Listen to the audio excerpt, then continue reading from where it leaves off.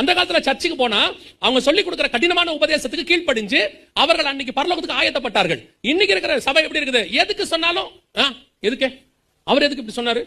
சிலர் சொல்றான், பாஸ்டர் புல்பீட்ல இருந்து என்னையே குறி வச்சு தாக்குறாரு.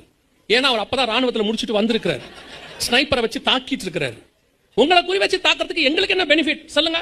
நீங்களே வாரத்துக்கு ஒரு நாள் தான் வரீங்க, 2 மணி நேரம் தான் வந்து உட்காருறீங்க. அந்த 2 மணி நேரத்துல நாங்க பேசுறதுல பாதி நேரம் கேட்கவும் மாட்டேங்கிறீங்க. அது உங்ககிட்ட இருக்க ஒரு பெரிய கிருபை. நல்லா குளிச்சு பவுடர் போட்டு வந்து உட்காந்து தூங்குறியா? அது எப்படி தான் முடியுதுன்றதே எங்களுக்கு புரியவே இல்லை இன்னை வரைக்கும். ஏன்னா குளிச்சு பவுடர் போட்டாச்சுன்னா தூக்கம் வராதும்பாங்க. குளிச்சு பவுடர் போட்டு வந்து தூங்குறியா? அதுவும் பெந்தகோஸ்தே சபைக்குள்ள தூங்குறீங்க, அது அதை விட பெரிய விஷயம். மற்ற சபையிலேயாவது சவுண்ட் இருக்காது, நாங்க சவுண்ட் பார்ட்டி. ஆராதனையில இருந்து பேசுறதுல இருந்து நடுவில் 4 அல்லேலூயா போடாட்டி இவருக்கும் செய்தி வராது, அவங்களுக்கும் வராது. அதுக்கு நடுவில் படுத்து தூங்குறியா? இதுல சபைக்கு வர நோக்கமே உங்களுடைய காரியமே இவ்வளவுதான் இருக்கு. இந்த 2 மணி நேரத்துல நாங்க சொல்லி கொடுக்கறதுல அவ்வளோ கஷ்டம் உங்களுக்கு. 6 நாள் பையன் ஸ்கூலுக்கு போறான், 8 மணி நேரம் படிக்கிறான், 10க்கு டியூஷன் போறான்.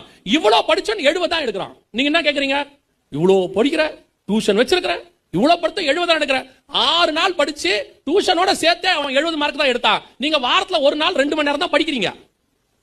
Compulsory fail. நான் சொல்றது நிஜம். ஏசுநாதர் சொன்னார் 30, 60, 100. 30 ஃபெயில், 60, 100 தான் ஃபர்ஸ்ட் கிளாஸ், 60, 100 பாஸ். அது டிஸ்டிங்ஷன். நீங்க பாருங்க, யோசிச்சு பாருங்க. 6 நாள் படிச்சு டியூஷன் படிக்கிறவனுக்கு 70. நீங்க வாரத்துல ஒரு நாள் தான் வரிய. மத்த எந்த மீட்டிங் வச்சாலும் வர போறது இல்ல. ஆனா எப்படி பரலோகத்துக்கு போவிய? வரமோ அந்த 1.5 மணி நேரமும் உங்க இஷ்டப்படி சர்ச் நடக்கணும். 3/4 மணி நேரத்தை தாண்டி 10 நிமிஷம் பேசிட்டா போதும்.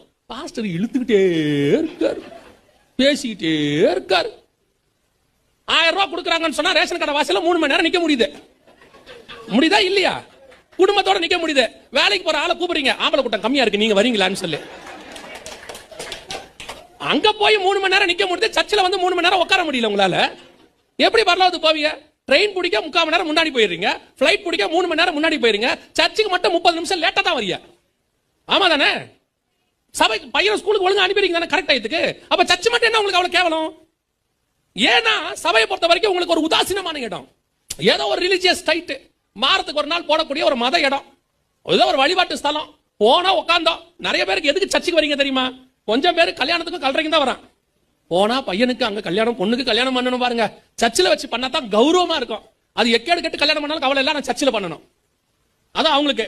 அதே மாதிரி சாகும் போது பாஸ்டர், அதுல வந்து ஒரு அம்மா சொல்றாங்க இன்னைக்கு, பாஸ்டர் என் அடக்காராதனைக்கு நீங்க தான் வந்து கண்டிப்பா பண்ணணும், எங்கேயும் போயிடாதீங்க. அதோட அர்த்தம் என்ன?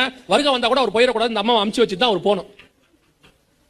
கல்யாணத்துக்கும் கல்றைக்கும் தான் சர்ச் வச்சிருக்கீங்க. மற்றபடி சபைக்கு என்ன இம்பார்ட்டன்ஸ் கொடுத்திருக்கிறோம்? எந்த காலத்தை விட இந்த காலம் சபை மிக மோசமாக மதிக்கப்படுகிறது.